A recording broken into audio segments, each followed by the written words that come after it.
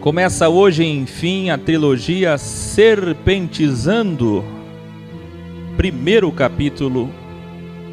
Eu quero que você diga aí, prudentes como a serpente.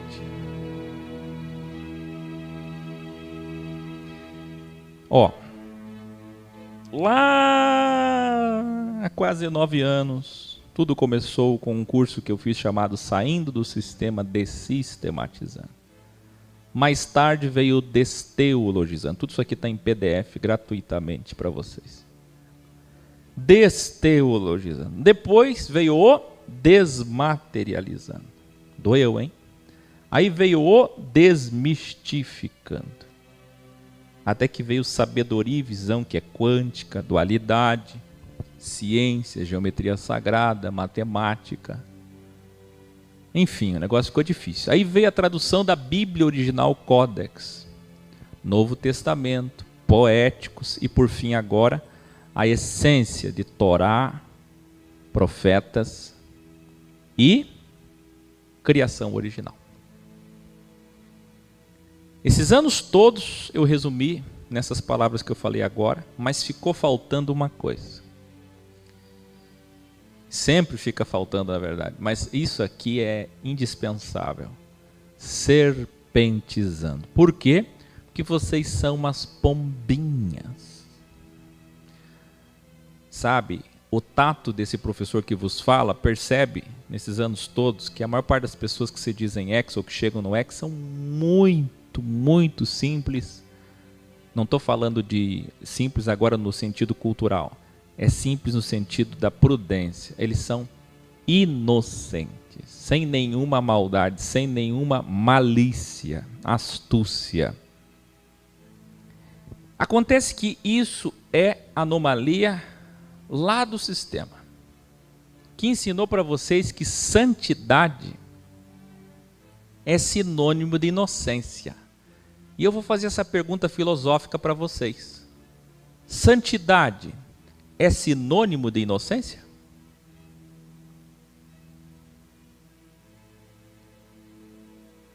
Mas Adão e Eva não eram santos quando eram inocentes? Uma criança não é santa por ser inocente? Não, agora complicou. Porque tu pega a teologia, pecado original é a raiz da teologia. Quer dizer, se vocês responderem o contrário, vocês estão destruindo toda a teologia.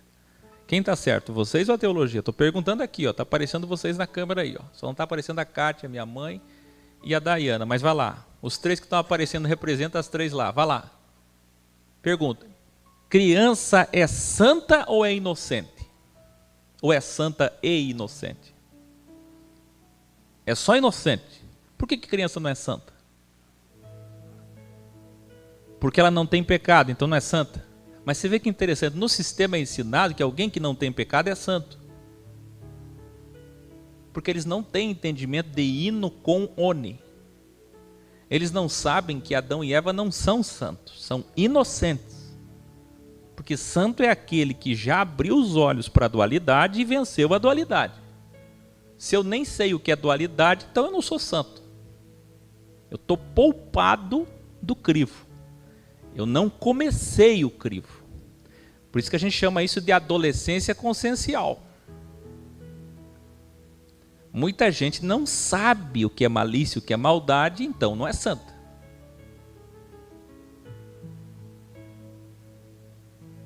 Gente, isso aqui é complicado, hein? Porque só nesse comecinho aqui, já cai toda a teologia. Toda a teologia está fora. Preparados para serpentizar? Mais uma pergunta. Em qual contexto Jesus falou? Prudentes como a serpente. Qual? Porque você não vem me citar textinho isolado, caixinha de promessa. Você é um ex. Você é uma consciência ex ou está caminhando para ser. Então vamos lá, em qual contexto? Tudo tem um contexto. Qual contexto está este texto? Qual? Os alunos que estão comigo que sabem? Alguém se arrisca? Quando foi que Jesus falou sobre prudência como a serpente e simplicidade como a pomba. Quando? Estou vendo o chat, ninguém sabe também. Estou vendo que tem uns aí que deram uma gulgada. Foram lá do Dr. Google. Aí não vale. Será que o Antônio acertou? Diante de Deus, Antônio. Diante de Deus, José Ramos. Vocês foram no Google ou estava de cabeça? Diante de Deus. O Diego está falando que Jesus é criação de Roma. J não existe. Isso daí, ó. Você é mais um que caiu nas mentiras do sistema judaico-cristão. O sistema judaico tem várias entradinhas e uma dessas portas você entrou achando que está indo para a pureza dos originais. Você está equivocado, viu? Embora o J tenha sido criado depois, a transliteração não há problema nenhum. Quem está criando isso daí é o judaísmo para te pegar. Judaísmo ortodoxo, nazareno e messiânico. E até o Rubens Sodré um tempo entrou nessa e levou vocês para isso. Sai dessa. Quem é que acertou aí? Está cheio de gente agora citando Mateus 10, como se soubessem. Vocês sabiam mesmo disso ou não sabiam? Ah! Opa! A Maria Luísa Borges disse assim, ó, quando ele enviou os 72 discípulos. Peraí. Agora complicou. Porque agora eu pergunto, qual é o destinatário deste ensino? Essas palavras, prudentes como a serpente, é para quem? Letra A, Game X, hein? O povo, Yahudim, os discípulos, Talmidim, ou os fariseus? O Jadson respondeu aqui, Talmidim. Será que ele acertou?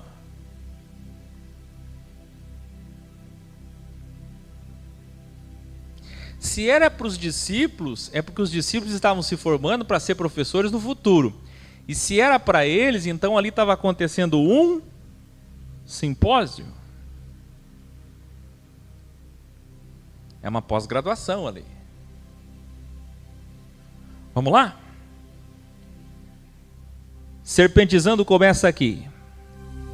Mateus 10,16. Eis que vos envio como ovelhas ao meio de lobos. Este é o contexto. A parte A é essa. A parte B é: sede prudentes como as serpentes e simples como as pombas. Por que isso é importante? Porque está ali, ó, portanto. Quem está vendo a palavra portanto? Vamos agora com o portanto para fazer sentido. Vamos unir A e B com portanto. Eis que vos envio como ovelhas ao meio dos lobos. Quem é ovelha e quem é lobo? Ponto e vírgula. Portanto. Parte B. Sede prudentes como as serpentes e simples como as pombas. Então, é uma ordem, é um conselho de simpósio, ou o que é?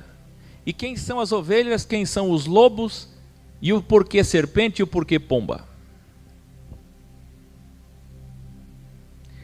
O destinatário pedagógico são os futuros professores, os mestres enviados, que agora ali ainda são discípulos. Mas o destinatário contextual, para quem, em se tratando de lobos de João 10, em se tratando de serpentes e víboras, o destinatário contextual é quem? Os legalistas. Que nós aqui no no século 21, adaptamos para os bíblias. O que é legalista? Lei. O que é lei? Compêndio, biblos, revelare. Se na primeira aula de Mateus 5 a 7, Jesus ensinou a humildade, simplicidade e mansidão, agora o estudo fica completo na segunda aula para os futuros professores com Mateus 10. Isso é muito importante, viu?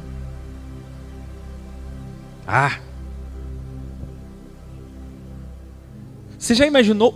Esse é o problema da pregação na igreja. Nós fomos na Luz da Vida, nós fomos na Embaixada, nós vamos na Bola de Neve esse final de semana. Você prepara aí, estamos indo na Bola de Neve.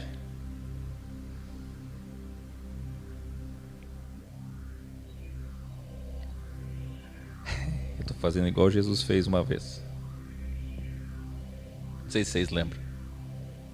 Jesus fez isso aqui. Não lembra? Depois eu conto. Posso falar agora não. Olha, o problema da pregação é que o cidadão vai fazer um sermão com Mateus 5. Inclusive, epígrafes, prólogos, está lá, você lê. Sermão da bem-aventurança. Quem colocou isso foram os homens, posteriormente, certo? Pensa, no Desistematizando nós ensinamos quando começou essa história de sermão. O problema é, se o cidadão vai pregar Mateus 5, 6, 7, às vezes até versículos, ele não vai acertar a sua mensagem. Ele não tem como acertar a pregação, não tem como ser coerente. Pode ser o melhor pastor do mundo, não tem como. Sabe por quê? Porque a continuação de Mateus 5 a 7 está no Mateus 10.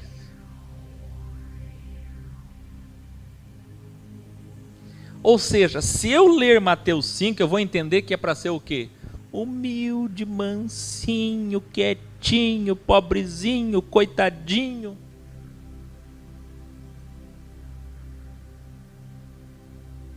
Mas se eu ler Mateus 10, depois que Jesus preparou eles para um trabalho, agora aperfeiçoou, aprofundou e disse: vocês precisam ser astutos. Você está vendo o problema de enxergar a Bíblia em partes separadas? Ela é um contexto e ela é interlinear, você tem que ler o todo, se não ler, não dá. Qual é a maior desgraça da Bíblia? Subdivisão de capítulos.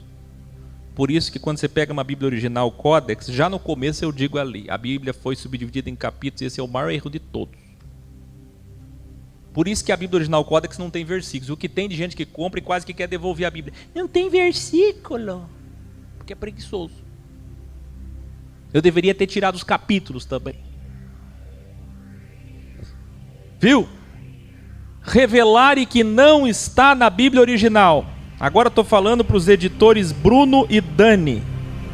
Não sei, Bruno e Dani. Se o Espírito tocar no coração de vocês, vocês fazem. Vou deixar para vocês.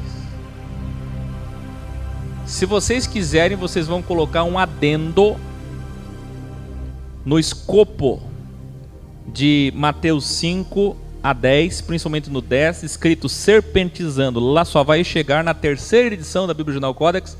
Vocês vão colocar um adendo, que é o que eu vou revelar a partir daqui. Segura aí. Porque eu vou me aprofundar muito mais nesse texto do que está na Bíblia Original Codex. Vamos lá?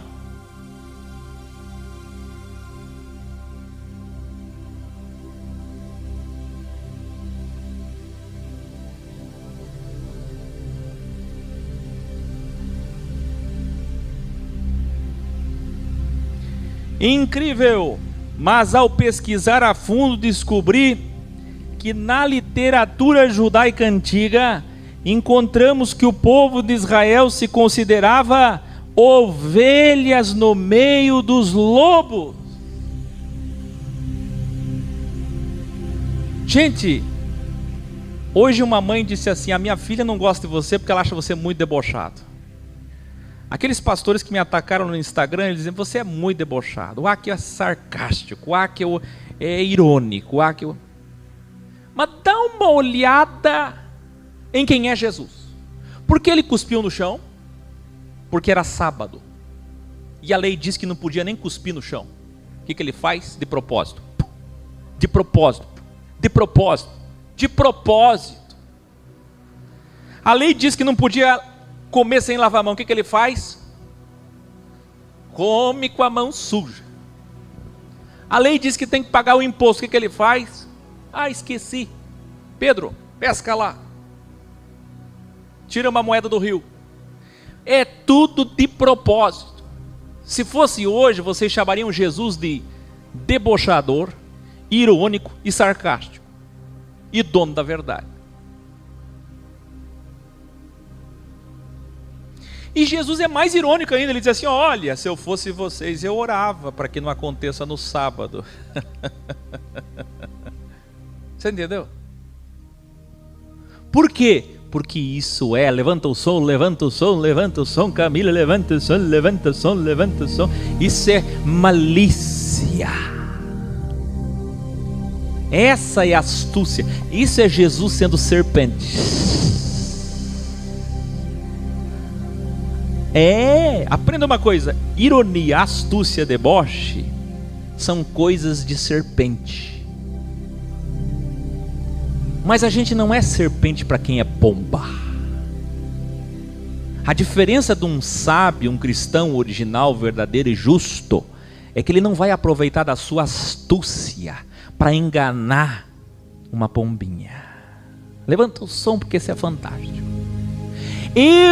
Que eu tenho astúcia para quando eu ver uma pombinha, enganá-lo. Jesus tinha a capacidade de pegar aqueles pobres e explorar eles, deixar eles ainda mais miseráveis do que eram. Gente que não sabia ler e escrever. Se você quer descobrir se esse homem que está falando com vocês aqui é pomba ou serpente, é do bem ou é do mal, veja como eu trato pombas. Se eu me aproveito da simplicidade delas, se eu me aproveito da miséria delas, da pobreza delas. E se você quer descobrir quem é, 2 Coríntios 11, os mercenários de hoje, as raças de víboras de hoje, é só você ver como eles agem com pombinhas. A minha astúcia é para ser usada com astutos. Eu me transformo em lobo quando eu estou na frente de lobo. Eu me transformo em serpente se eu tiver de frente a serpente. Mas se eu tiver de frente a pombo, eu sou um pombo. O problema é que os mercenários da fé são astutos para com todos. Não perdem uma. Entendeu? Então isso aqui é astúcia. Por quê? Mas o que tem? Vou explicar. Olha o contexto, gente. Meu Deus do céu, que coisa linda. A vida toda na literatura judaica rabínica, eles eram as ovelhinhas no meio dos lobos. Quem são os lobos? Os babilônios, os egípcios, os sumérios, os persas, os... Vai lá. O que vocês estão falando aí? Não ouvi. Gregos. O que mais? Fala aí. Filisteus. Amorreus, vai, todos eles. Nesses tempos todos que vai a estátua de Nabucodonosor inteira, de pé a cabeça, eles são as ovelhinhas. Então, na visão deles, os romanos estavam dominando a tetrarquia judaica e eles eram as ovelhinhas na mão do império de César, os lobos. Olha que tristeza. Quem lembra que um dia inspirado disse assim: Israel não é mais Davi, Israel é Golias. O problema das pessoas é que elas abrem a Bíblia e acham que Israel ainda é Davi.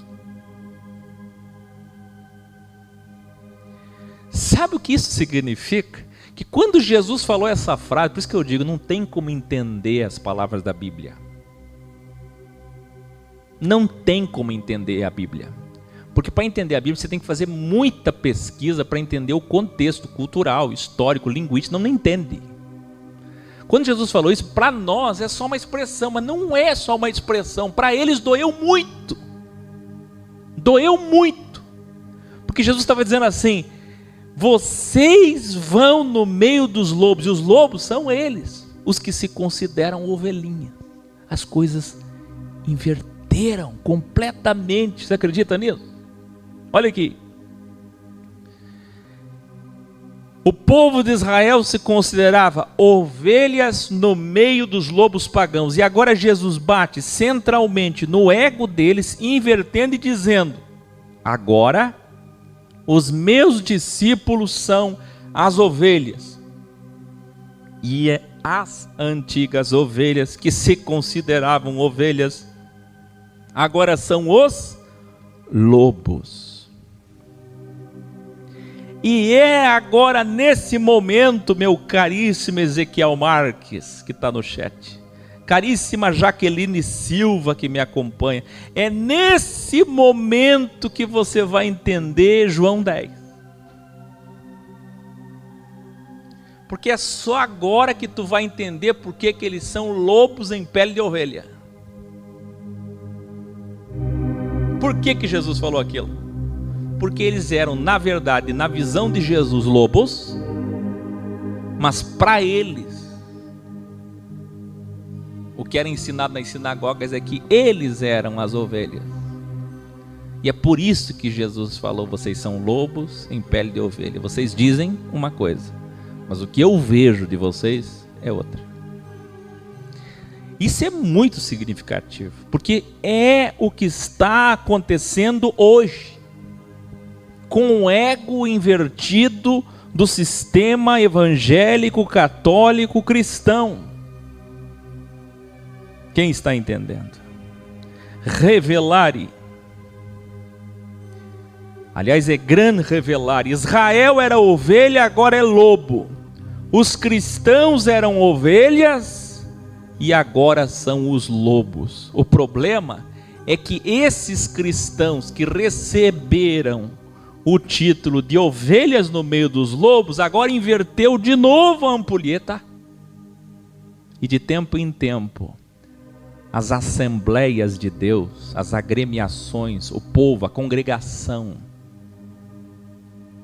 ensoberbece. E aí Deus tem que levantar profetas para abatê-los e para inverter o ego de novo. De modo que todo mundo começa a ovelha. Está vendo?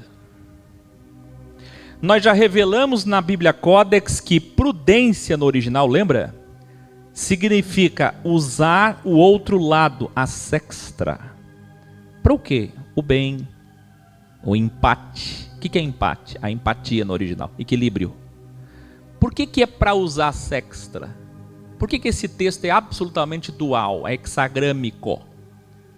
Porque eu sou pomba para quem é pomba, mas eu sou serpente para quem é serpente. Então você vai fazer assim comigo agora, para você não esquecer nunca mais. Ó, pomba para quem é pomba e serpente para quem é serpente. Eu não ativo esse lado aqui, ó, para qualquer um. A diferença de quem é do bem e de quem é do mal é que quem é do mal e está me ouvindo agora vai se aproveitar disso e vai dizer: então eu posso usar a minha sextra, eu vou serpentizar agora. Você vai se revelar, porque você vai se aproveitar de pessoas inocentes. Eu não me aproveito de pessoas inocentes, eu enfrento serpentes. Eu enfrento pessoas astutas. Aonde houver astúcia e malícia, eu tenho que ser prudente. E o que é prudência? Sextra. Sextra. A sextra está aí no teu cérebro para isso. Quem assistiu à trilogia Três Serpentes, nós revelamos que na verdade são duas, ou uma só entrelaçada, que a gente chama de Ouroboros, onde a cabeça é Jesus, o Kéter na cruz, e a cauda é a antiga serpente, o dragão, o mal, que é o ego, que é o contrário do bem, rejeição do bem. E o interessante é que, se é um cristão, um crente evangélico, um católico conservador, que nunca leu muito, que não tem muita cultura, não tem muita filosofia, não tem muita evolução, ele vai estar me ouvindo agora e ele não consegue assimilar, porque serpente para ele é sempre, qual que é a associação?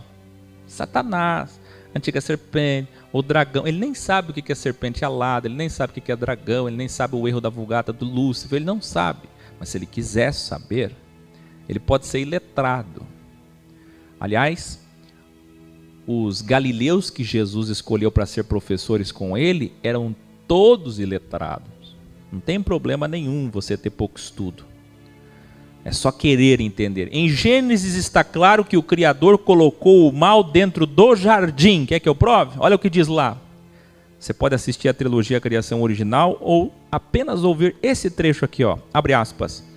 Ora, a serpente era mais astuta e maliciosa que todos os animais que Deus, Elohim, fez. Fecha aspas.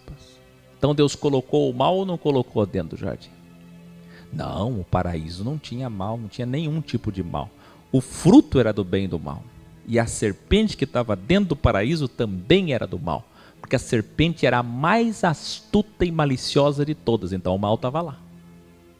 Não tinha bondade só no céu. O céu poético. Percebe? Então se ela é a mais astuta, foi Deus que criou a astúcia, sextra, malícia. É óbvio, né? Aqui é para ser prudente contra pessoas da liderança, astutas dentro do sistema religioso. Então quando você vê lá, eu indo nas igrejas, se eu for em qualquer igreja e me tratarem, mesquita, sinagoga, centro espírita, com amor, com carinho, como vai acontecer, tenho certeza que vai acontecer algumas vezes, como é que a gente vai sair de lá? Em paz. Felizes. Quem sabe até vai ter lugar que vai me dar microfone. Olha aí que coisa boa.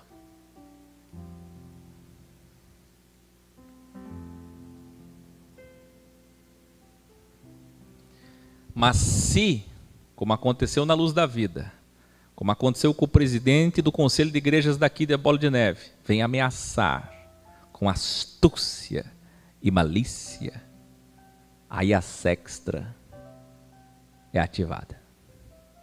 Mas não para contra-atacar, mas para se defender. A fim de postergar nossa missão o máximo possível. Então, número 1, você vai como cordeiro, mas você não fica como cordeiro. Todos escrevendo aí. Eu vou como cordeiro no meio, mas eu não fico como cordeiro. Escreve aí, vai lá. Me veio uma coisa na cabeça aqui para amanhã. Posso esquecer disso aqui, pelo amor de Deus. Cadê meu papel? Escreve aí, enquanto você escreve uma coisa, escreva outra aqui. O que eu pedi para vocês escreverem mesmo? Antes que eu perca uma coisa e outra. Pode falar aí, Camila, no microfone, me ajuda aí, que senão...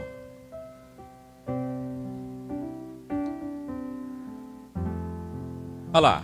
Eu vou como cordeiro no meio, mas não fico como cordeiro. Eu vou como cordeiro, mas não fico como cordeiro. Agora vamos lá. Ah, tá.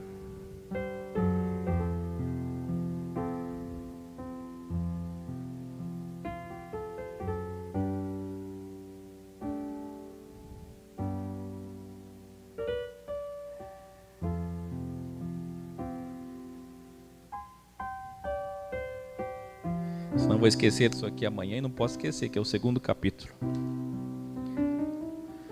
Vamos lá. 2, perdão. Então eu não vou ficar como pombo e cordeiro, eu vou agir como serpente. E 3, a escola de Jesus mostrou isso. Porque ele como serpente,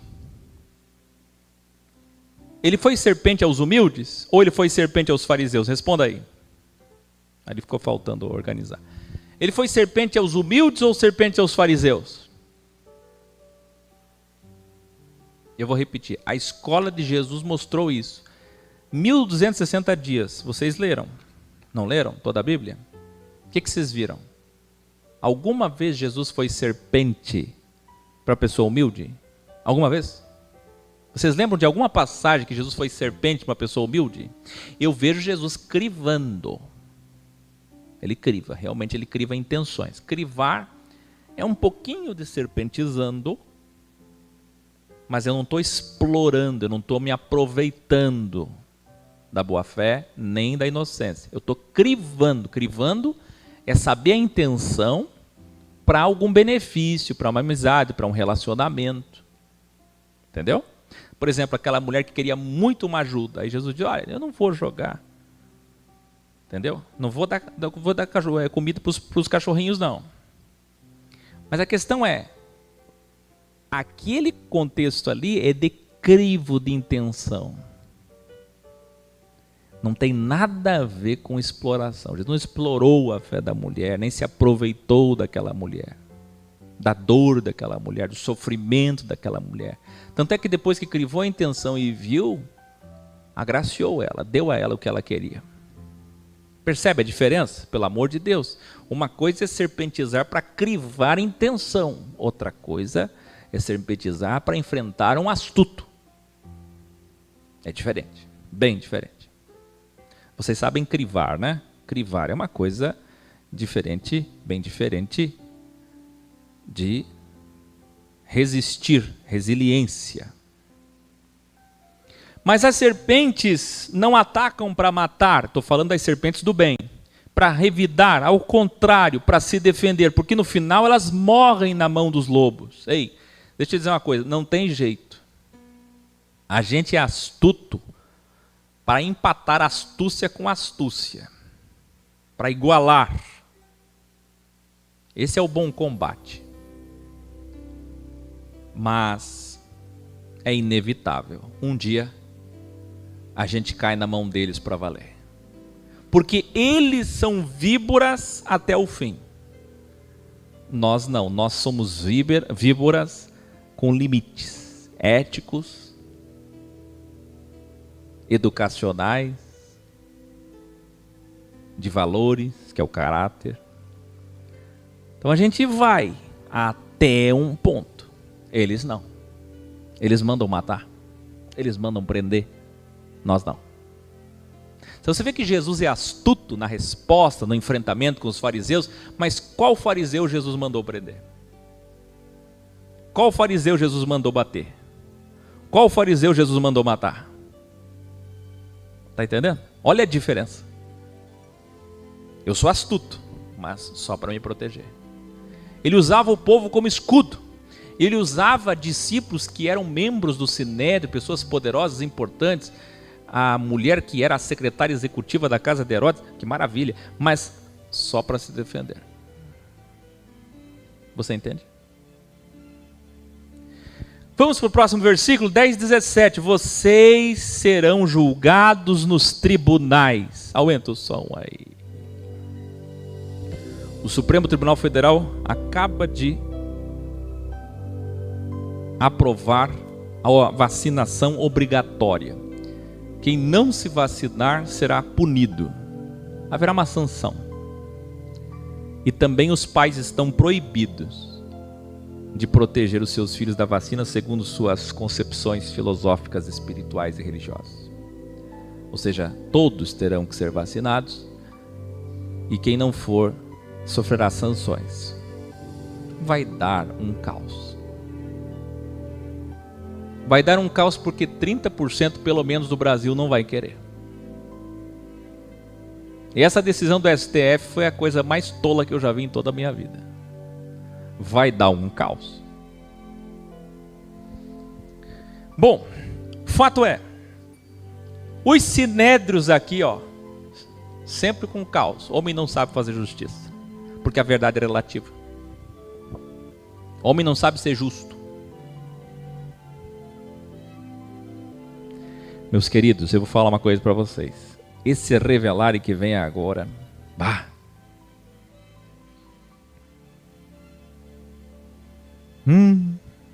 Maranhão, Pará, égua. Minas Gerais, uai. O trem que está vindo aqui é terrível. Escuta aqui, ó. Como é que é? Nossa. Nu. Oxente.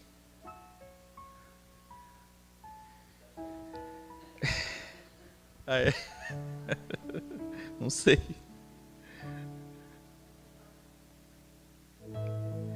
Sabe aquela passagem que você conheceu de longe, que diz assim: vocês serão açoitados nas sinagogas, julgados nas sinagogas? Lembra? É aqui, nesse contexto. Então agora já deu para entender quem é o lobo? E para quem que é para ser serpente? Deu para entender ou não deu? Você acredita que Jesus fala do sistema religioso primeiro e em seguida do sistema político? Ele fala dos dois sistemas, versículos 17 e 18. As duas Babilônias estão aqui, vamos lá. Vocês serão julgados nos tribunais, vocês serão açoitados nas sinagogas, templos, igrejas, mesquitas. Olha aí. Quem são os 72 discípulos de Jesus do século 21 aí? Eu vaticino, quando o acordo de Abraão de Jared Kushner se concluir completamente, nós teremos sinagogas, mesquitas e igrejas trabalhando juntas para que isso se cumpra no macro apocalipse GT. Printa isso daqui e me cobra que isso daqui vai se cumprir. Mesquitas, sinagogas e igrejas não serão mais separadas. Quando o acordo de Abraão uni-las, elas vão trabalhar juntas para cumprir isso daqui. Vai ser terrível. Vai ser terrível quando acabar esse acordo de Abraão. Porque nós não vamos ter 1 bilhão e 500 milhões de cristãos. Nós vamos ter 5 bilhões de religiosos no acordo de Abraão. E como vocês viram o Butão fechando acordo de paz, o budismo, aí pode jogar 6 bilhões. O mundo quase que inteiro dentro do acordo de paz. É paz, né? Paz para eles, paz para quem aceitar o sistema. Vê! Iluminari, olha o que eu prometi aqui, os tribunais, delta tribunais nos dias de Jesus. Você sabia que eram 3 tribunais nos dias de Jesus? Quem sabia que a matéria de direito foi feita dentro da maçonaria? Quem sabia? Se você estuda direito, direito é pura maçonaria. Mas a maçonaria, o sionismo, veio da Bíblia. Então, na verdade, quem criou a maçonaria e quem criou a Bíblia foi Deus. Assim como quem criou o judaísmo. Mas como assim Deus criou a maçonaria? Sim, é a armadilha do crivo. Não foi Deus que criou Babel? E deu até nome.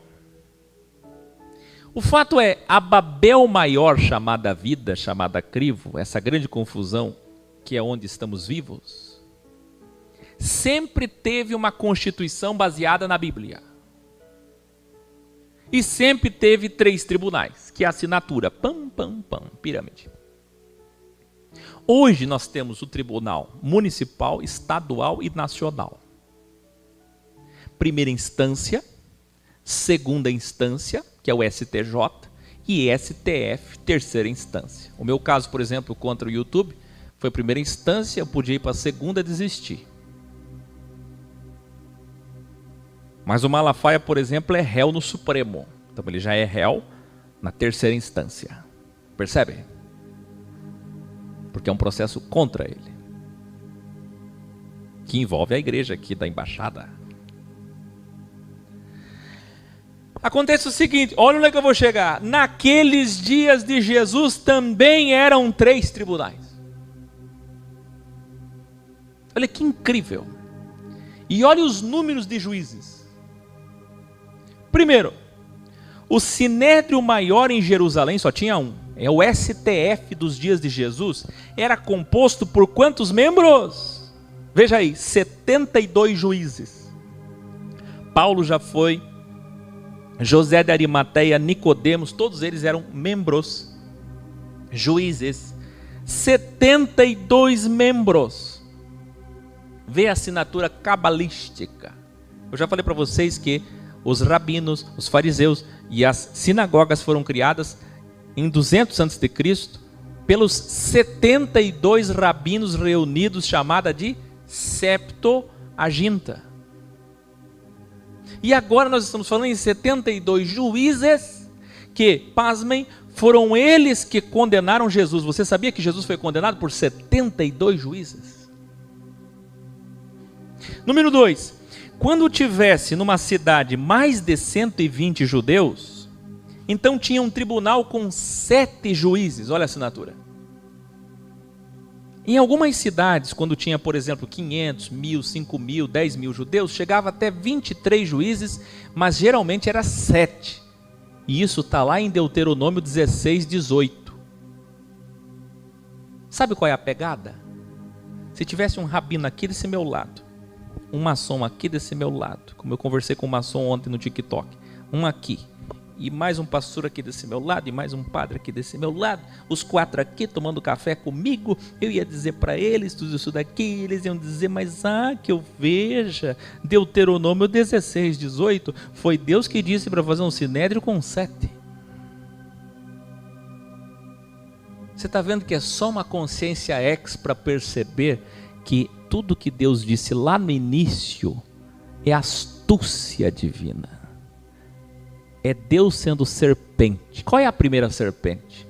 Ora, a primeira serpente mata. 2 Coríntios 3. É o primeiro acordo, é a primeira aliança, é a primeira lei, é o primeiro testamento. É olho por olho, dente por dente, é morte. Mas o que as pessoas não sabem é que o que está nessa primeira parte da Bíblia são páginas escuras, tenebrosas, de astúcia de Deus, para crivar o homem e derrubá-lo na sua astúcia. Todo homem astuto cai na astúcia da primeira lei.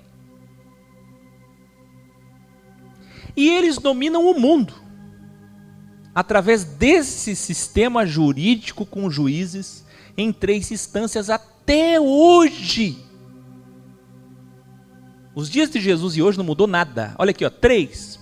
Aí tem o tribunal inferior, que também é chamado de conselho inferior. Toda vez que tinha uma cidade muito pequena, com menos de 120 judeus, então eles faziam um conselho inferior com apenas 3 membros, 3 juízes, que eram os homens mais importantes de cada sinagoga local. Veja, quem eram os juízes? Não era um homem conhecedor da lei. Era o mais importante, o mais rico, mais poderoso, melhor tribo, melhor sobrenome. Vocês entenderam 3, 7 e 72? Nada mudou. O que é incrível? Jesus foi julgado pelo Sinédrio Maior, pelo Conselho Superior. Mateus 10, 18, aí Jesus continua, além dos tribunais, vocês serão levados na presença de governadores e reis, hoje ministros e presidentes. Aqui, no contexto dos dias de Jesus, ele está se referindo, sabe ao quê? Ao poder maior romano. Hoje, seria o poder político que endossa o sistema religioso. Você está vendo que quando a gente fala gospelão, nada mudou. Versículo 17, Jesus está falando sobre sinagogas e tribunais. E o versículo 18, Jesus está falando sobre governantes, sobre Roma. Só que no 19, Jesus diz assim, mas não se preocupem, Pois quando estiverem sendo julgados pelo sistema religioso ou diante do sistema político, as palavras certas virão à vossa boca. Deixa eu revelar aqui para vocês, para nós todos. Vai lá. Revelare. Sabe o que isso significa? Eu sei que vocês aprenderam comigo que Deus não interfere, só interfere quando? Mas hoje vocês vão aprender uma coisa a mais.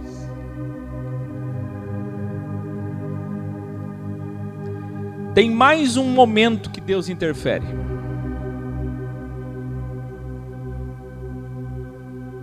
E tem um momento que Deus interfere em toda a Bíblia. Você pode ler ela todinha, você vai ver que Deus sempre interferiu nesse caso. Quando? Quando envolve todo o seu povo, lá. Pois é, mas esse quando envolve todo o seu povo tem particularidade. Escuta aí, o Criador volta a interferir quando alguém é preso injustamente ou ameaçado por seu nome. Você quer ver uma coisa que Deus volta a interferir? É se alguém sofrer algo muito, muito, muito injusto por causa dele. Se for por causa de você mesmo, o problema é teu. Se é injustiça contigo, teus negócios, tua vida, crivo, família, dinheiro, negócio, aí o problema é teu. Deus não se interfere em nada disso, não tem privilégio nenhum. Mas se é por causa dele, que alguém foi preso, ameaçado, torturado por causa do nome dele, se é uma pessoa realmente justa, sincera, em sua missão e no que está fazendo, escuta bem o que eu vou dizer. Se há algo que toda a história, em toda a escritura, o Criador sempre interferiu, é alguém sendo julgado, injustiçado por causa dele. Isso não significa que essa pessoa não vai morrer depois. Mas todas as vezes que isso aconteceu, ou era a prisão que se abria, ou era um terremoto, ou era alguém que pagava fiança, ou era algo extraordinário que vinha e tirava, libertava. Alguém implorava para o rei. De última hora acontecia alguma coisa e não morria. Lá na frente, 62, 64, 66 depois de Cristo, aí sim chegou o momento, não tinha mais o que fazer, a missão estava concluída e Pedro morreu, Tiago morreu, João morreu, foi morrendo. Um por um morreu. Década de 90, João, entendeu? Quando não tem mais. Mas nos primeiros momentos, em toda a história, sempre eles foram. Isso não quer dizer que todos sejam. Você vai ver João Batista, não foi. Você vai ver Tiago morto pela espada, não foi. Não quer dizer que todos sejam. Mas a maior parte das vezes que alguém está numa missão envolvendo o povo do Senhor e for injustiçado, Deus interfere. Deus ama interferir quando tem o nome dele. Porque o próprio Espírito de Elohim falará por vocês diante dos governantes e lideranças religiosas. Tem ideia? De fato, tudo isso se cumpriu em 66 a 70, naquela geração. Porém, você sabe, o reino não veio. Mas é agora, no macro, na última geração antes do reino, que teremos o retorno daqueles dias. Por isso eu digo, se preparem.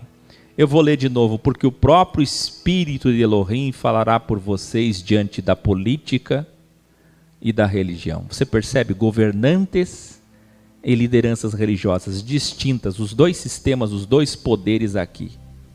Nós continuaremos a partir do versículo 22, amanhã, segundo capítulo, na trilogia Serpentizando. Mas antes, eu quero dizer a vocês, ouça isso.